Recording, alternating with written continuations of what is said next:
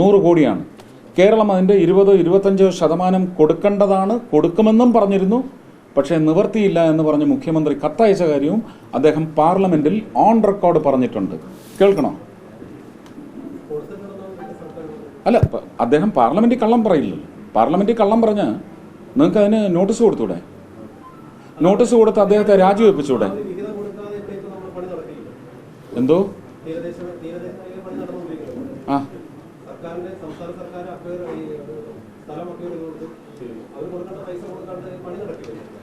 ആണോ? ചോദിക്കും.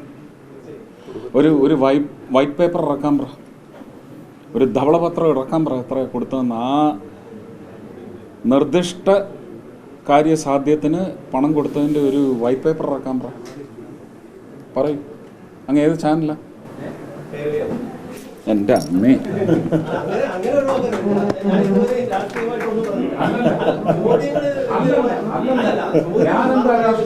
ഞാൻ രാഷ്ട്രീയം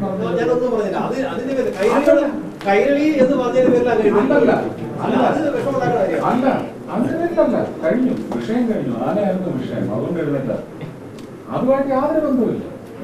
കഴിയുന്നതുകൊണ്ടാണ് എഴുതല്ല. അങ്ങനെ പറയാം. താങ്കൾ ഗവൺമെന്റിന്റെ വക്താവായി സംസാരിച്ചു.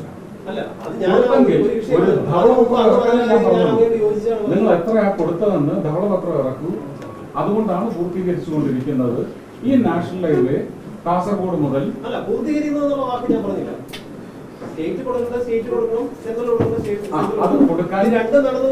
അത് കൊടുക്കാൻ കഴിയുന്നില്ല എന്ന് പറഞ്ഞ് നിങ്ങളുടെ മുഖ്യമന്ത്രി കത്തയച്ചതിനെ കുറിച്ച് അദ്ദേഹം പാർലമെന്റിൽ പറഞ്ഞിട്ടുണ്ട്. പാർലമെന്റിൽ പറഞ്ഞത് ഓൺ റെക്കോർഡ് ആണെങ്കിൽ നിങ്ങൾ അത് വിശ്വസിക്കുക. ഇപ്പോഴത്തെ സർക്കാർ പൈസ കൊടുത്തിട്ടില്ല. ഇപ്പൊ പണി നടന്നുകൊണ്ടിരിക്കുന്നത്. ഇപ്പോഴത്തെ മുഖ്യമന്ത്രി കത്തയച്ചു എന്നാണ് പറഞ്ഞത്. ആണോ?